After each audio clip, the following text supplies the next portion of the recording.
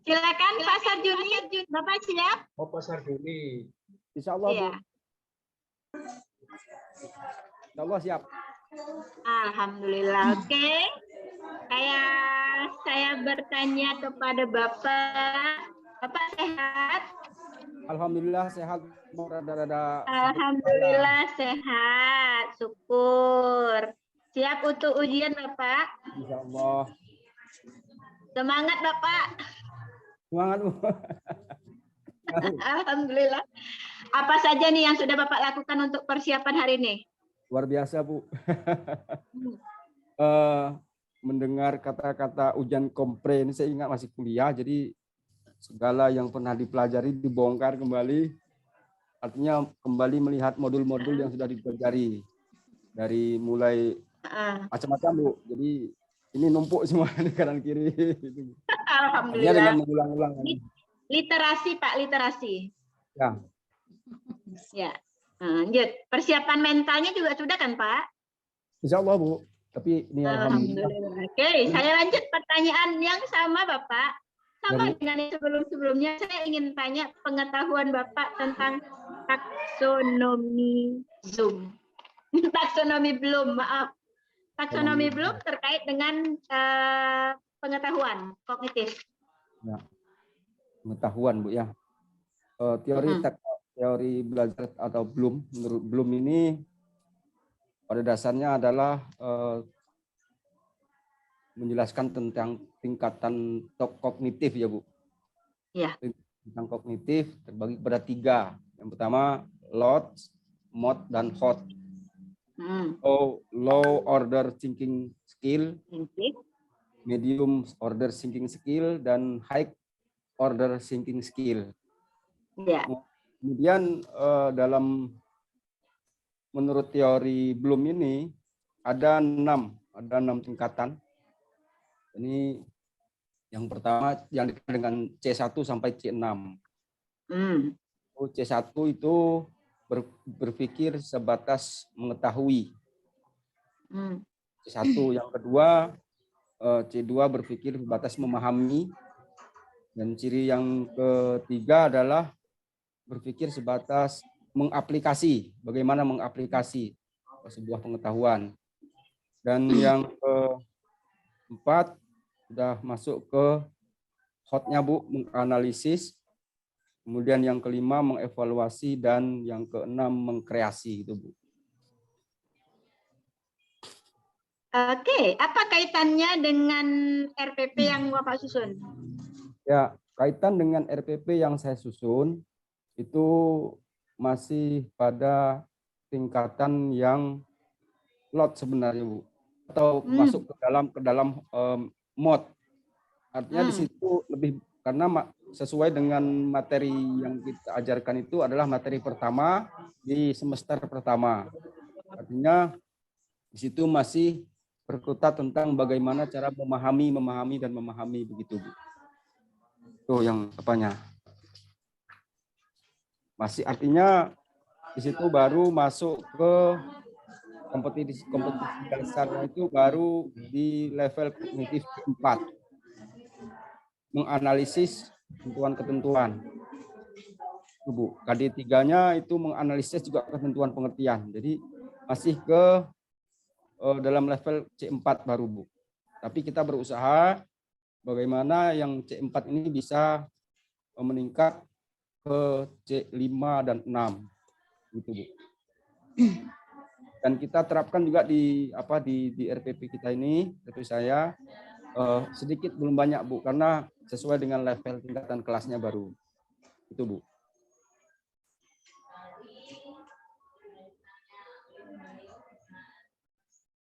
Ya, Bu. Berapa, Bapak? Ya, Bu. Saya kelas 10 Madrasah Aliyah. Untuk kelas 10 harusnya sudah hot ya, Bapak, ya?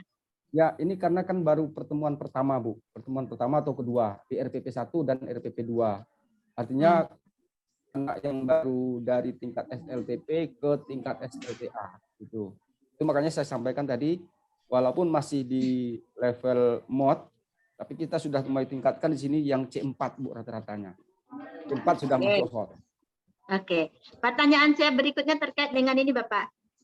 Apakah kemampuan berpikir tingkat tinggi itu hanya dilakukan dalam pembelajaran saja atau bisa dilakukan dalam evaluasi, Bapak? Bisa, Bu. Kemampuan berpikir tingkat tinggi tidak hanya dilakukan dalam pembelajaran atau dalam menyampaikan materi, tapi bisa digambarkan dalam bentuk soal.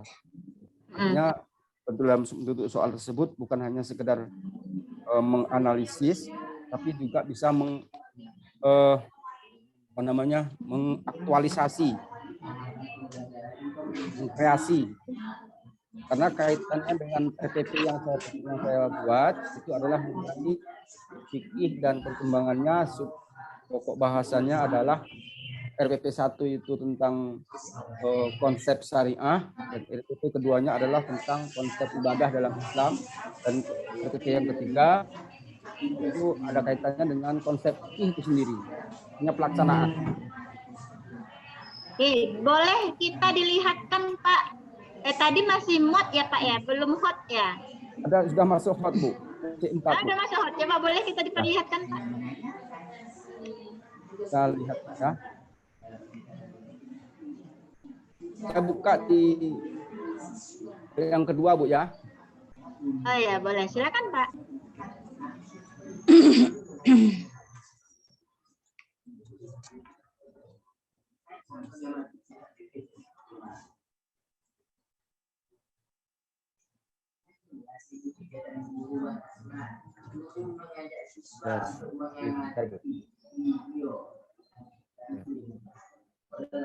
Lihat Bu. Masih proses Bapak. Oke, ini Bu. Nah ya, boleh. Silakan Bapak. Untuk saya yang kedua ini. Untuk soal saya taruh di lampiran Bu. Lampiran. Kalau tidak salah itu di akhir-akhir. Ya, akhir. Ya. Ya, ini masih bahasan.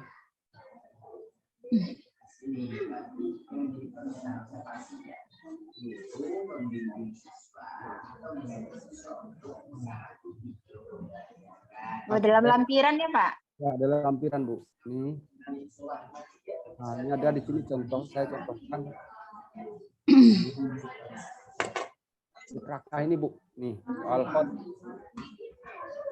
Apa itu Pak? Bisa dibacakan?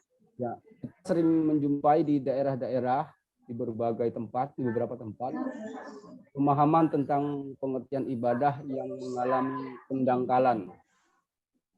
Pemahaman dalam pelaksanaan fikih dan ibadah dalam pelaksanaannya juga tidak sesuai dengan syariah itu sendiri. Dari pemahaman di atas, bolehkah dalam melaksanakan syariah di luar pengertian ibadah itu sendiri?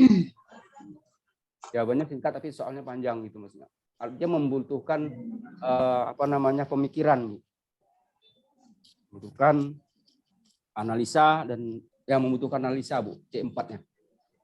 Ya, oke. Oke, Bu Mariam silakan Ibu dilanjut. Makasih Ya baik. Pak. Ya baik, silakan. Baik Bu Eka. Pak Sarjuni. Ya Bu. Ya kalau boleh tahu Bapak dari daerah mana ini? Saya di Bengkalis Riau Bu. Bengkalis Riau. Berarti mengajar di Madrasah Aliyah ya Pak ya? Aliyah Bu. Oke, baik. Di sini terkait dengan pembelajaran HOTS itu tadi sudah banyak dijelaskan. Saya mau bertanya, apa-apa saja yang Bapak lakukan dalam mengembangkan pembelajaran HOTS ini? Maksudnya Bu? Apa-apa saja yang sudah Bapak lakukan dalam mengembangkan pembelajaran HOTS itu sendiri? Dalam mengembangkan, artinya iya. Yang kita lakukan di kelas Bu ya? Nah, yang pertama bukan Pak, yang pertama tentunya perencanaan. Nah, Ya, kalau dalam bidang perencanaan apa-apa saja yang Bapak lakukan? Nah, coba jelaskan. Melihat dan memperhatikan Bu. sama melihat, memperhatikan. Bukan melihat dan perhatikan Pak, tapi membuat RPP. Oh, Merancang RPP atau membuat RPP. ya, Bu. Oke, Bu. Buat RPP artinya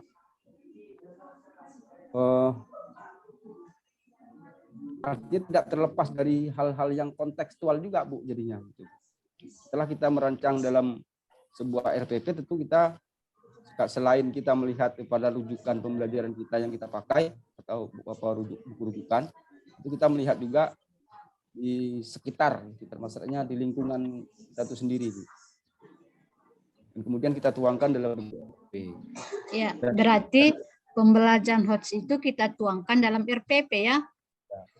Ya, RPP itu kan di sana apa-apa saja kegiatannya kalau dalam RPP itu yang Bapak tuangkan itu. Ada kegiatan apa saja? Diskusi, Bu. Diskusi. Kegiatan pendahuluan. Yang pertama langkah-langkahnya maksudnya, Bu, ya? Iya, kegiatan pendahuluan. Pendahuluan, persepsi kegiatan lah itu, Bu. inti. Dan kegiatan penutup, Bu. Ya. Dalam RPP itu kan di sana ada langkah-langkahnya seperti yang Bapak jelaskan ya. Yang pertama kegiatan pendahuluan, kemudian kegiatan inti, kemudian kegiatan penutup. Ya Pak ya? Oke. Kemudian yang kedua tadi yaitu pelaksanaan. Kalau dalam pelaksanaan itu seperti apa Bapak mengembangkan pembelajaran HOTS itu? Misalnya dalam pembelajaran. Silakan Bapak jelaskan. Karena materi kita masalah pemahaman ya, Bu. Jadi pemahaman itu sebenarnya sesuatu yang tidak bisa dilihat dengan kasat mata ya, Bu. Maksudnya materi pemahaman. Pemahaman apa maksudnya Pak Bapak? Pemahaman tentang syariah, pemahaman tentang ibadah gitu, Bu. Pemahaman tentang ibadah, pemahaman tentang syariah dan fikih gitu. Syariah dan fikih. Tapi artinya melalui pemahaman tersebut yang akhirnya nanti mampu diaktualisasikan begitu, Bu. Artinya, iya, mampu diterapkan. Itu kan kalau mampu diterapkan kan itu sudah termasuk yaitu aplikasi atau C3 ya, penerapan. Penerapan. Kalau penerapan itu kalau menurut Bapak sudah termasuk tingkatan yang mana itu, low atau high? Kalau penerapan aplikasi C3 tuh, Bu, baru ya masuk low kah dia atau high dia? Masuk mod, Bu. Mod masih medium. Low ya, masih medium, low. Medium. Ya, di antara.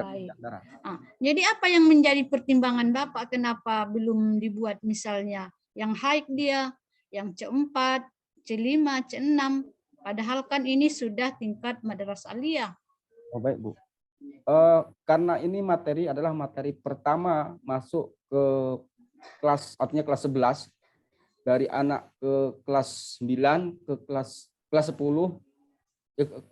Ini kelas 10, Bu, bukan kelas 11. Ini kelas 10 ya, kelas 1 aliyah itu. Dari sanawiyah ke aliyah, Bu. Maksudnya kita memang belum kita sesuaikan dengan kurikulum yang ada diterapkan di madrasah, dan kemudian ada di KMA juga kita ikuti juga demikian. Artinya kita menerapkan ini selain kita mengikuti KMA yang 2000 nomor 18 tahun 2019 kalau tidak salah, itu seperti itu, Bu, di KIKD-nya, Bu. Jadi kita ya tinggal menerapkan saja yang di dalam bentuk RPP gitu, Bu. Yang pertama, yang kedua, tingkat perubahan pola pikir anak-anak dari SLTP ke SLTA juga kita belum bisa mengukur sejauh mana, Bu, karena masih baru pembelajaran pertama gitu. Kelas 10. Kelas 10 ya, Pak ya? Ya. Saya kira walaupun kelas 10, Pak, itu memang sudah bisa kita terapkan. Hanya saja kita mencari yaitu kata-kata atau apa namanya, operasional, kata-kata operasional mana yang cocok dengan C4, C5, C6. Saya kira sudah bisa itu. Apalagi dia sudah tingkat madrasah aliyah. Di sana anak sudah diajak ya, mulai untuk berpikir tingkat tinggi. Walaupun misalnya sebenarnya tentang pemahaman tentang fikih, pemahaman tentang apa tadi Pak? Tentang syariah. Tentang ibadah, saya kira sudah bisa kita ajak siswa itu mulai untuk berpikir tingkat tinggi ataupun HOTS ya. Jadi kita tidak bisa membatasi sampai yang low-nya saja, yang high-nya harus kita sudah mulai memikirkan itu seperti itu ya Pak ya. Artinya formulasinya yang perlu dicarikan. Iya. Baik. Kemudian materi daripada tadi apa namanya? Materi pemahaman ya, pemahaman tentang syariah, tentang ibadah, ya. Itu apa namanya? Bisakah diterapkan itu kepada model pembelajaran yang bersifat kolaboratif, yang bersifat kolaboratif, maksudnya pembelajaran yang bersifat kolaboratif. Bisakah menurut Bapak itu? Bisa, Bu. Yaitu seperti apa? Coba dulu Bapak jelaskan. Melalui diskusi kelompok, mengumpulkan informasi atau data, kemudian menjawab pertanyaan yang telah dirumuskan sesuai dengan tujuan pembelajaran. Itu, Bu. Ya. Artinya kan kita sekarang kan mengembangkan HOTS. Tentunya kita harus bisa memilih pembelajaran yang bisa berkolaboratif ataupun meningkatkan tadi apa namanya HOTS itu. Jadi menurut Bapak, apa-apa saja misalnya bentuk pembelajaran kooperatif yang bisa mengembangkan daripada pembelajaran HOTS itu? Pembelajaran kooperatif. Salah satunya diskusi, Bu. Ya, diskusi kan diskusi biasa. Maksudnya seperti yang diutarakan teman-temannya tadi, Bapak-bapak sebelumnya, ada mungkin PBL, ada mungkin yang lain, seperti itu. Paham saya maksudnya. Mohon maaf. Untuk mengembangkan ini, kita menggunakan metode pembelajaran PBL dan discovery. Discovery ya. Artinya dengan PBL kita mencoba untuk mencarikan masalah melalui discovery atau artinya masalah-masalah yang timbul, atau kita tampilkan menyampaikan sebuah persoalan gambar atau dalam bentuk tayangan video, atau barangkali bisa kontekstual, Bu, langsung ke permasalahan yang ada di tengah masyarakat gitu, Bu. Kontekstual. Ya. Baik. Tadi kan ada PBL, kemudian ada discovery. Kalau menurut Bapak, apakah sama model yang dua ini? Kan model pembelajaran PBL dengan model pembelajaran discovery. Sama itu? Bagi saya beda, Bu. Beda, Bu. Cuma itu langkah-langkah. Mana yang membedakan yang kedua itu sehingga Bapak bisa menerapkan yang dua-duanya? Ya. Untuk bisa mencapai PBL, Bu, itu yang langkah pertamanya harus ke discovery dulu, Bu. Kalau saya berpandangan seperti itu. Dengan melihat masalah sekitar atau mencari masalah. Kalau discovery itu kan artinya menemukan sesuatu setelah ada masalah, maksudnya ada masalah yang mau dikaji ataupun yang mau diselesaikan, mereka bisa menemukan sesuatu, itu discovery. Ya, tentu yang pertama gini, maksud saya gini, yang saya pahami discovery itu kita melihat sesuatu yang di dalam sesuatu tersebut ada masalah-masalah begitu, Bu. Yang saya pikirkan seperti itu, Bu. Ya. Kemudian dengan melihat dan memperhatikan yang diperhatikan tadi, apakah secara langsung atau melalui gambar dan video, kemudian menimbulkan pemikiran-pemikiran ke tingkat yang bukan hanya sekedar mengetahui, Bu, tapi kepada yang lebih, bagaimana bisa mengkreasikan, bagaimana bisa mengaktualisasikan, dan bagaimana bisa menciptakan gitu. Nah, itulah yang namanya PBL, Pak, menemukan masalah, kemudian baru dilakukan pemecahan masalah. Nah, itu PBL. Ya, jadi berbeda ya, Pak ya, PBL dengan discovery. Kalau discovery berangkat juga dari masalah, kemudian dilakukan pemecahan masalah juga, kemudian ada temuan-temuan ya, ada temuan-temuan. Nah, seperti itu. Jadi kalau PBL dia di akhir pembelajaran di sana bisa menyimpulkan dia ya, memberikan penyimpulan. Kalau di discovery ada sesuatu yang menemukan discovery. Ya, baik. Mungkin itu saja dari saya. Kembalikan kepada Bu Eka. Oke, makasih Bu Mariam. Pak Sarjuni, masih bisa kita lanjut. Lancar nih diskusinya. Insyaallah, Bu. Alhamdulillah. Ya, pertanyaan saya berikutnya untuk Bapak. Bagaimana bagaimana pemahaman Bapak tentang, saya memendekkan ya Pak, saya minta ini Bapak yang menjelaskan. TPACK. Bagaimana pendapat Bapak tentang TPACK? Kemudian bagaimana Bapak mengembangkan RPP dengan TPACK tersebut? Harus kita tahu dulu kepanjangan dari TPACK ya Bu ya, tentu. Ya, benar. Technological, pedagogical, knowledge.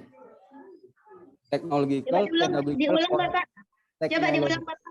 Oke Bu, TPACK, technological, pedagogical, content and knowledge. Itu Bu. Ya. Nah, artinya pembelajaran yang berbasis teknologi Bu. Ya, berbasis teknologi. Jadi bagaimana penerapannya dalam RPP? Jadi tadi Bu kembali ke pertanyaan Bu Maria, menggunakan apa tadi metode discovery Bu. Bisa discovery atau scientific ya, secara saintifik atau kontekstual gitu, maksudnya dalam penerapannya. Kemudian kita aplikasikan dalam sebuah teknologi Bu. Contoh melihat sebuah tayangan video, cara bagaimana orang dalam yang tidak paham dengan syariah. Jadi kalau orang yang tidak paham dengan syariah tentu akan sempit dia memahami syariah itu sendiri. Bagaimana caranya, apa indikasinya orang yang dangkal pemahamannya tentang ibadah. Jadi sempit dia berpikirnya Bu, begitu. Artinya kita menggabungkan, kemudian menerapkan dan mengaplikasikan apa yang kita ketahui begitu Bu, melalui teknologi gitu sampaikannya, gitu Bu. Oke, apakah menurut Bapak penerapan TPACK ini harus dengan internet? Tidak harus Bu. Kalau seandainya dalam sebuah tempat yang tidak ada jaringan internet, itu kan sulit Bu. Ya, Contoh, terus gimana dong Pak solusinya? Teknologi kan bisa kita buat tanpa harus dengan internet namanya Bu. Banyak Bu sekarang Bu. Artinya kita dengan membuat model sendiri gitu. Bagaimana Ibu itu? Kalau bisa contoh aplikasinya ke pembelajaran materi Bapak enggak? Kalau untuk materi tentang pengertian syariah ini sulit juga Bu. Karena syariah itu kan sesuatu yang bersumber dari Al-Quran dan hadis dan ijma para ulama gitu Bu ya. Kalau kita masukkan ke dalam teknologi, mungkin contoh-contohnya bisa. Contoh-contoh dalam bentuk teknologi. Tapi syariah itu dalam pelaksanaan bisa Bu. Saya contohkan umpamanya Bu ya. Hijab syar'i umpamanya. Orang hijab syar'i. Bagi perempuan itu hijab syar'i. Itu salah satu perilaku yang barangkali itu tidak perlu dengan teknologi orang mencontohkan Bu, pakai hijab syar'i. Kemudian kalau seandainya kondisinya memang tidak ada internet ya Bu ya. Kemudian dengan memanjangkan janggut itu sunnah Rasulullah, sunnah ya Bu ya.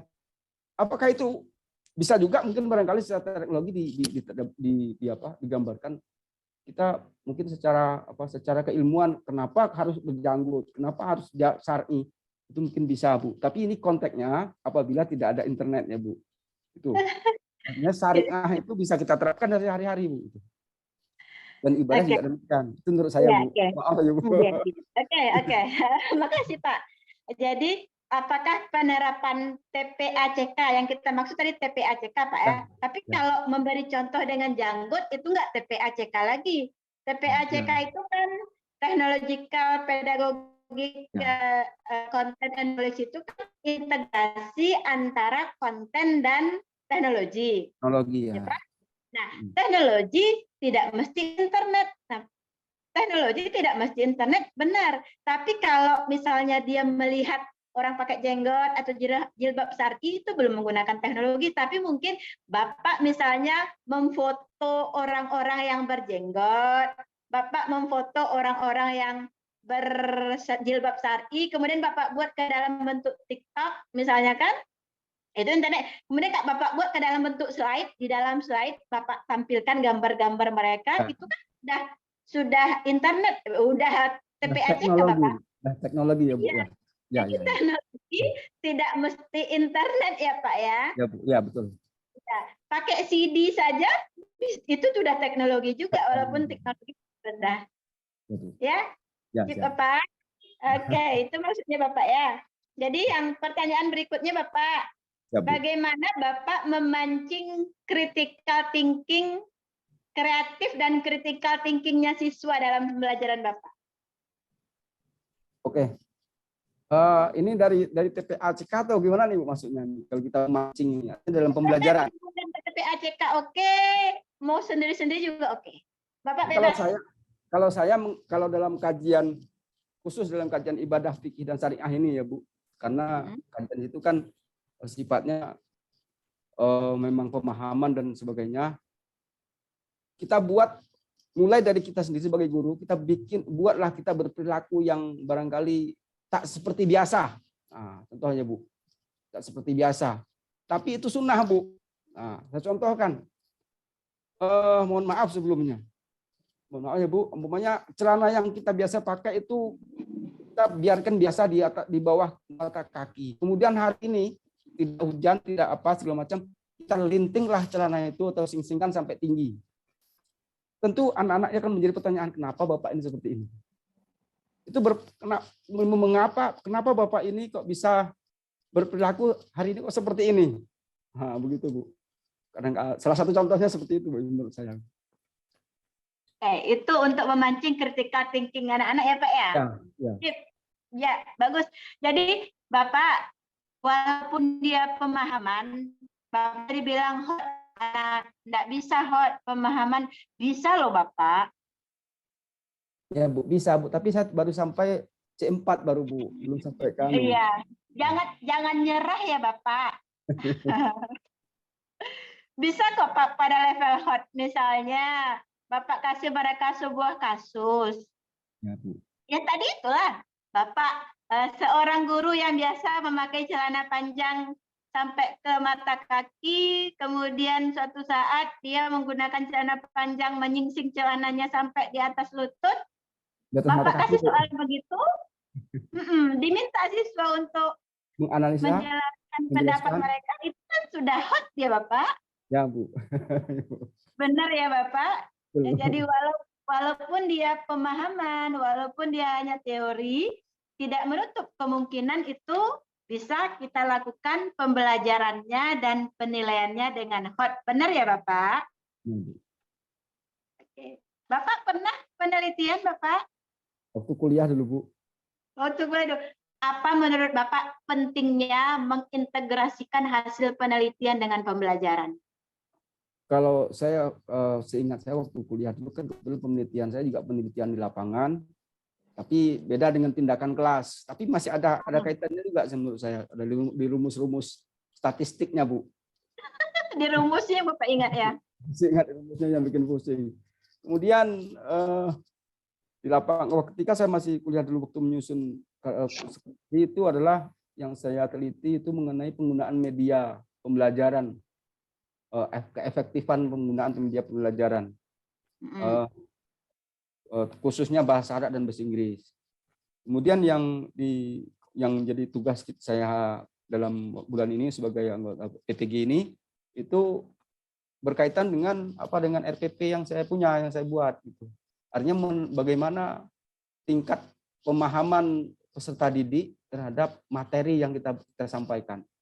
Artinya tadi apakah metode apa saja metode yang diperlukan sehingga meningkatkan untuk daya pikir, daya ingat dan daya pemahaman anak tersebut, bukan sekedar memahami ibadah itu secara sempit, memahami syariah itu secara sempit dan memahami fikih secara sempit. Artinya kita kepingin anak-anak ketika diadakan penelitian tindakan kelas, kemudian dengan menggunakan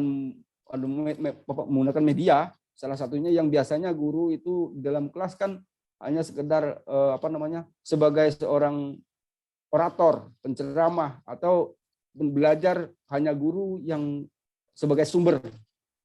Nah, itu Bu ya, hanya guru sebagai sumber. Sementara dalam metode yang kita pakai, yang penelitian kita pakai ini menjadikan siswa sebagai sumber. Artinya bukan hanya guru, siswa juga mampu sebagai sebagai penyampai informasi begitu yang kita inginkan begitu.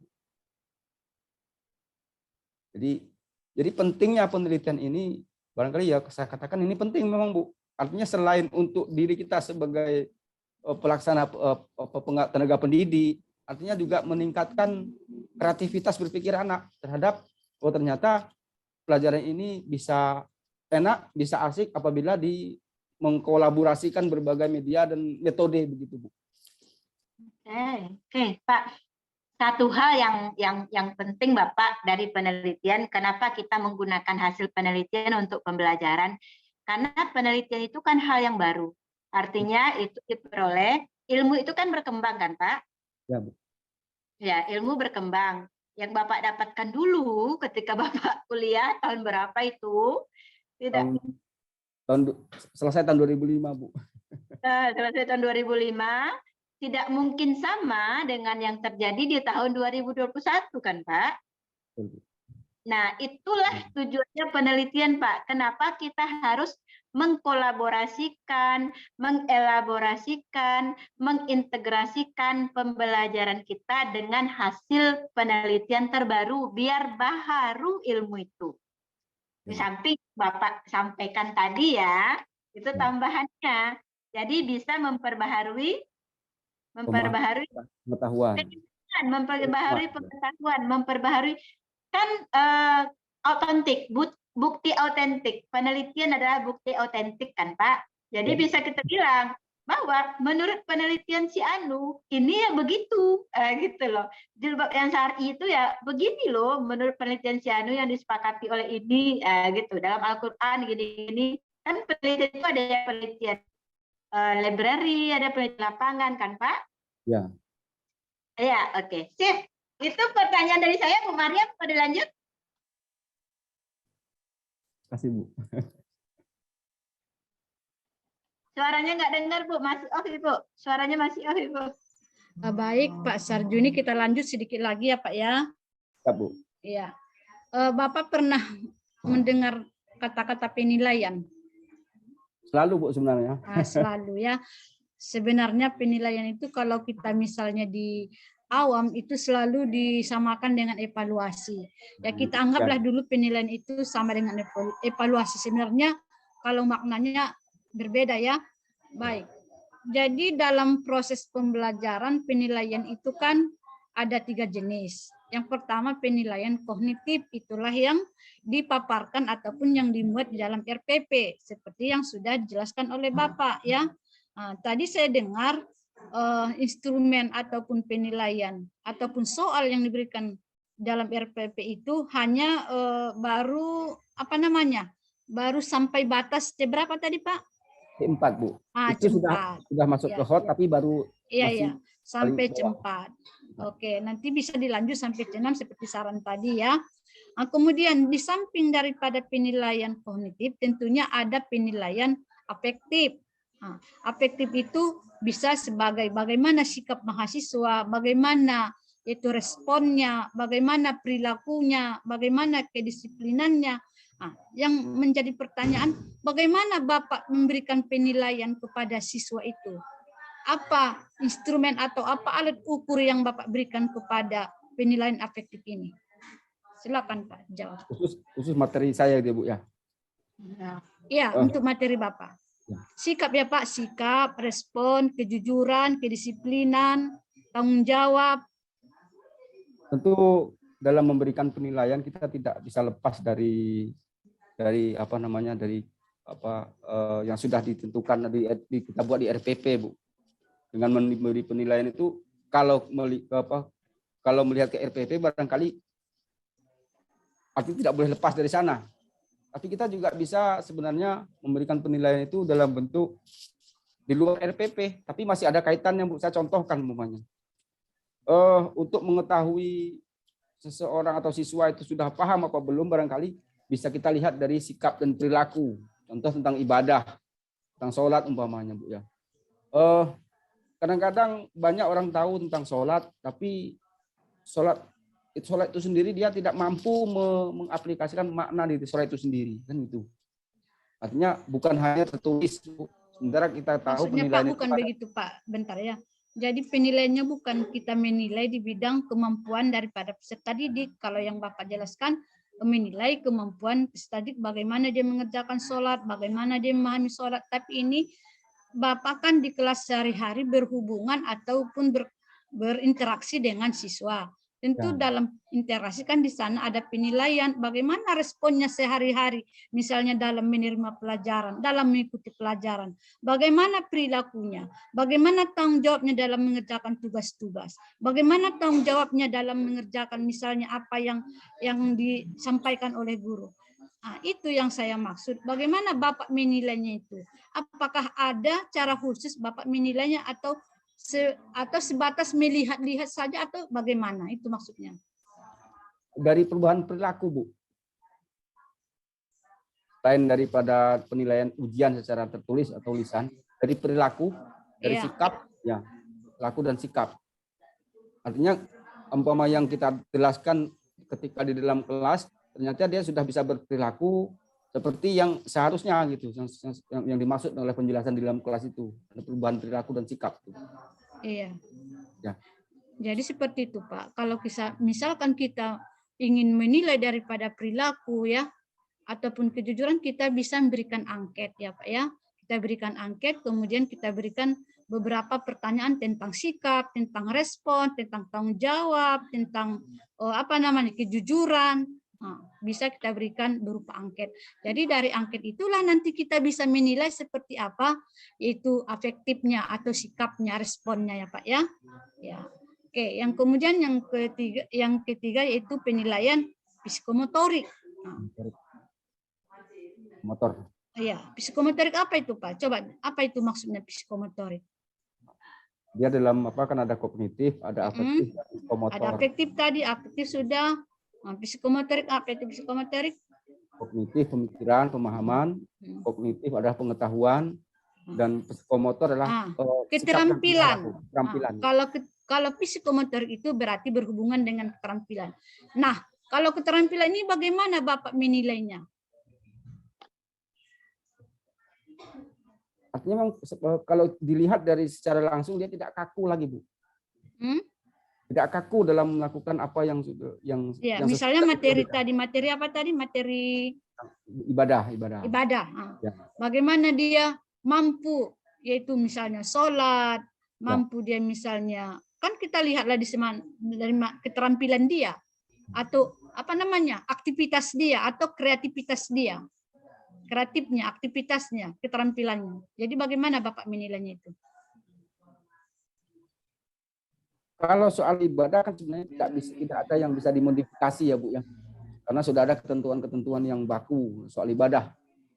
Jadi ketika kita mengukur anak itu sudah mampu atau mampu melakukan semacam psikomotorik, artinya dia paham. Umpamanya sholat qobliyah. Sholat qobliyah ya, berarti sholat qobliyah berarti prakteknya lah. Itulah keterampilannya. Ya. Praktek sholat, misalnya sholat sunat qobliyah, sholat sunat ba'diyah. Ya, itu Bu. Artinya karena ibadah tidak bisa yang dimodifikasi, kemudian tapi ketika dia pelaksanaannya terhadap pemahaman tentang ibadah itu sendiri, dia mampu melakukan tanpa harus diperintah, begitu datang waktunya sampai waktunya dia langsung laksanakan. Artinya dia tidak perlu menunggu perintah, ayo sholat dulu, tidak Bu. Begitu maksudnya.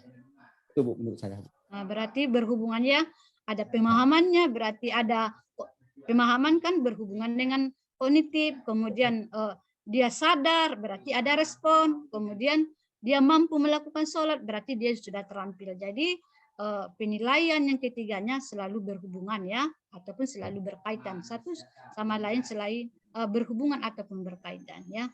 Begitu ya Pak ya. Oke, baik. Mungkin itu saja dari saya. Saya kembalikan kepada Bu Eka. Terima kasih Ibu Mariam. Saya pertanyaan terakhir untuk Pak Sarjuni. Ya Bu. Kemarin ketika peer teaching juga ada banyak masukan yang kami berikan, saya dan Bu Magdalena memberikan.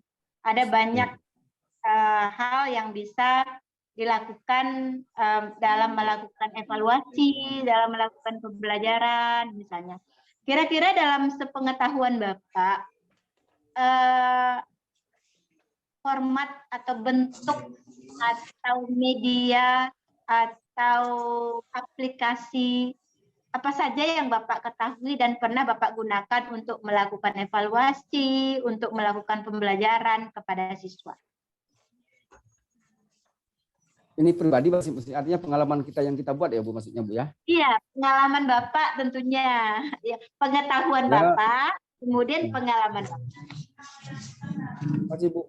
Kalau pertama-pertama dulu ketika belum ada fokus Bu, pertama kita menggunakan dengan OHP Bu, dengan slide. Ya, Tapi dalam bentuk sudah menggunakan PowerPoint, tapi untuk menampilkannya masih dengan slide Bu, yang diletak di atas itu. Nah, itu pernah kaca gitu ya Pak? Ya, pernah saya juga menggunakan itu. Tulis pakai plastik ya Pak? Ya, pakai di atas plastik Bu, karena kelamaan plastiknya menggulung Bu. Oh, HP namanya Pak. Apa lagi Pak? HP. Kemudian memang sebenarnya kita sendiri tidak begitu kadang-kadang entah karena tidak begitu banyaklah menggunakan teknologi itu, artinya seperti yang ada hari ini.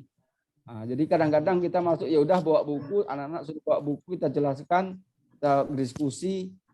Jadi kurang memanfaatkan teknologi itu sendiri Bu sebenarnya. Itu intinya sebenarnya. Kadang-kadang tak tahulah, kadang-kadang karena ribetnya ya Bu yang pakai ini segala macam, harus menyiapkan itu segala macam. Itu pengalaman yang saya alami Bu sebenarnya. Sehingga yang sebenarnya kalau selain OHP dan InFocus apa lagi Pak? Oh, ketika saya pernah mengajarkan bagaimana cara menyelenggarakan sholat jenazah, memandikan mayat. Ya, saya masih ingat itu tidak menggunakan OHP dan tidak menggunakan InFocus, tapi menggunakan media yang dari boneka, Bu. Dari boneka kita gunakan. Itu pengalaman yang saya buat. Tapi baru sampai memandikan dan mengkafani, artinya belum sampai ke menguburkan, gitu. Gitu Bu. Iya. Dan sering kita kalau di sekolah kita anjurkan pada anak-anak peserta didik kita itu harus aktif, dan ketika ada musibah di tengah masyarakat, umpamanya ada kematian, ikut aktif, artinya di situ langsung praktek, walaupun hanya sekedar melihat kalau tak berani mendekat. Gitu. Oke. Bapak pernah pakai Google Form enggak, Pak? Ya, Bu. Pernah pakai Google Form? Kalau menggunakan belajar belum pernah, tapi ikut pelatihan sudah pernah pakai itu. Lupa, Bu. Itu salah satu teknologi yang bisa Bapak gunakan untuk menilai sikap, menilai pengetahuan. Bisa masuk ke email Bapak langsung. Kebetulan Bu, kita ngajar di pesantren. Nggak boleh pakai HP ya Pak? Ya. Oh iya, oke. Oke Pak Sarjuni, terima kasih banyak untuk jawabannya yang cukup memuaskan kami tentunya. Saya boleh minta tolong dibacain surat Ali Imran ayat 1 dan 2 Bapak? Insyaallah Bu. Surat Ali Imran 1 dan 2. Iya. Bismillahirrahmanirrahim. Alif Lam Mim. Allahu la ilaha illa huwal hayyul qayyum. Shadaqallahul azim. Terima kasih Pak. Sama Bu.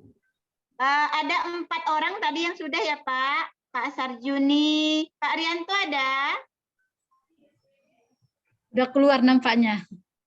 Oh iya, kita mau lihat juga. Pak Hasanuddin, coba. Ya. Pak Hasanuddin dibaca dulu. Dibaca dulu Al-Fatihahnya ayat 2 dan 3 Pak. Ayat 3 aja, biar pendek. Ayat 3 aja. Surah apa Bu? Al-Baqarah ayat 3. Al-Baqarah 3. A'udzu billahi minasyaitonir rajim. Bismillahirrahmanirrahim. Alladzina yu'minuna بالغيب ويقيمون الصلاة ومما رزقناهم ينفقون صدق الله العظيم. Sadaqallahul azim. Alhamdulillahirabbil alamin. Terima kasih banyak Bapak Ibu sekalian. Sebenarnya ada satu tugas kita lagi. Saya sebetulnya kalau di sini semuanya mau nyuruh Bapak, maaf ya Pak, maaf nih nyuruh Bapak, Menulis, Bu. kalau saya buat itu ke dalam tugas Bu Maryam, nanti mereka ini, jadi maksudnya minta tolong nulis Al-Qur'annya atau dikirim ke grup aja kayak mana Kak Maryam? Iya, begitu sajalah sebaiknya. Dikirim saja ke grup. Tulisan Al-Qur'annya difotokan ya? Iya, difotokan, kemudian dikirim ke grup. Tulisan Nanti- kita sendiri gitu, Bu. Pak. Ya, Bu. Tulisan. Maksudnya Nggak tulisan apa-apa kertas ya, hitam. nanti yang nulis anaknya nggak apa-apa ya. Ya, tak boleh sebenarnya, Bu. Nah, makanya saya bilang dalam waktu 3 menit inilah nggak apa-apa. Ini yang ada sekarang ada Pak Asnudin, Ya, ada Pak Sarjuni, ya. ada Pak Sarjuni, ada Pak Hasanuddin, ada Pak Miftah. Pak Miftah udah pergi. Minta tolong kami Ya, ya. dituliskan ayat Al-Qur'an, tapi nggak nengok Al-Qur'an ya Pak ya. Ya, Bu. Pendek Ya, Bu. aja. Pendek aja. Tidak. Ya, Bu. Yang lain kan tidak ada di sini. Jadi Bapak Ya, Bu. berdua aja dulu. Ya, Bu. Nanti kan Bapak lihatkan ke kamera. Jadi kan Ya. terekam itu di sini kan? Iya, Bu. Ya, Bu.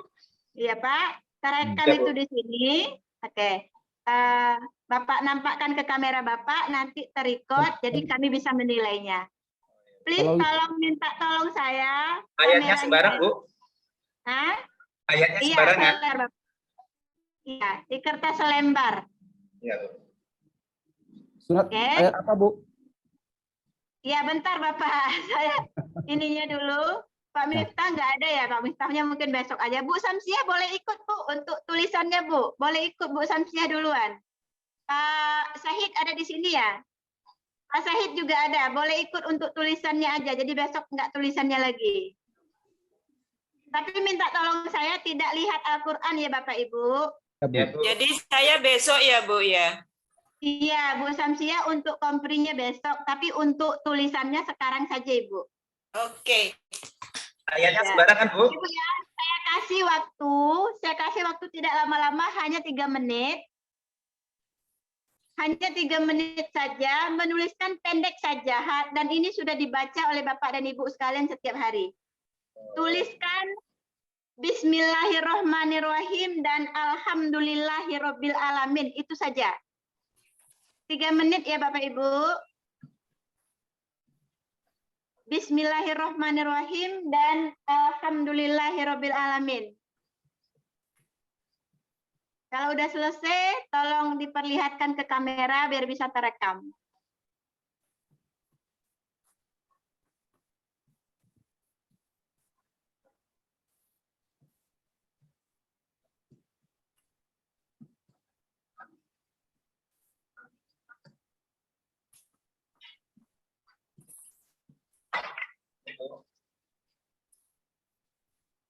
Oke. Oke, Pak Hasanuddin, Bapak tertangkap. Hasanuddin ya. Bapak apa ini Hasanuddin? Ya, Pak Bu. Hasanuddin sudah oke. Oke, sudah bisa. Bentar Pak, saya screenshot dulu sekali lagi. Ya, 1, 2, 3. Bentar ya, sekali lagi. Nanti rekamannya diminta tolong sama panitia ini. Nah, udah terekam sama saya. Ya, Bu. Pak Sarjuni dekatkan Pak sama Ibu Samsiah, dekatkan ke kameranya. Hilang, Bu. Ke atas sedikit, Bu Samsiah ke atas sedikit lagi. Itu di bawah Bu Samsiah, ke atas, dekatkan ke kamera Bu Samsiah. Lagi Bu Sam, lagi, naikkan Bu Sam. Nggak nampak. Oh, nggak nampak Bu Samsiah. Sedikit, jauhkan Bu Samsiah, jauhkan Bu Samsiah, jauhkan. Jauhkan Bu Sam. Pak Sarjuni udah 6A, oke Bu Samsiah, gitulah. Bentar, sebentar saya tangkap dulu. Sudah nampak, Bu? Oke, sudah. Udah. Makasih Bapak Ibu sekalian. Sudah Pak Sarjuni.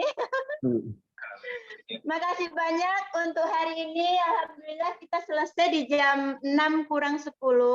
Kalau kita lanjut, ya, kalau kita lanjut 2 orang lagi, tentu akan panjang waktunya sampai malam. Sudah lelah sekali. Jadi saya rasa untuk Pak Sahid dan Ibu Samsiah besok pagi, kita mulai jam 8 ya Bu. Nanti saya umumkan di grup. Jam 8 bisa Bu Samsiah? 8. Ya. Bisa lah Bu. Bisa Ya, ya? harus bisa lah Bu, karena Harus uji banyak ini Bu. Insya Allah, Bu. Insya Allah. Iya. Bu nanti kita umumkan di grup. Kita mulai jam 8 aja Bu Mariam. Iya, jam 8 aja kita mulai, biar cepat. Jam 8.00 atau paling 8 jam 8:10 ya. Ya, fresh Bu kalau pagi. Paskan aja jam 8. Jam 8 aja. Jadi Bapak Panitia, Bapak yang buatkan link, tolong nanti Pak Panitia ini ada di sini, minta tolong kembali linknya untuk besok jam 8 sudah ready. Grup 2 jam 8. Terima kasih Bapak Ibu sekalian. Tolong ada tugas satu lagi, kirimkan link peer teaching kemarin. Ya Bu. YouTube-nya peer teaching kemarin, tolong dikirim ke Ibu Mariam. Langsung dijapri saja ya Bapak Ibu. Iya, oke. Ya, langsung dijapri saja. Nomor Ibu ada di grup Bu. Ada, kan ada di grup nomor ada. Ibu. Sudah ada di grup. Artinya Ada linknya sudah nomor Ibu tersedia. Mariam yang baru dimasukkan oleh panitia. Oke Bapak Ibu sekalian. Alhamdulillah, terima kasih banyak semuanya. Kita tutup pertemuan kita hari ini dengan kafaratul majlis. Subhanakallahumma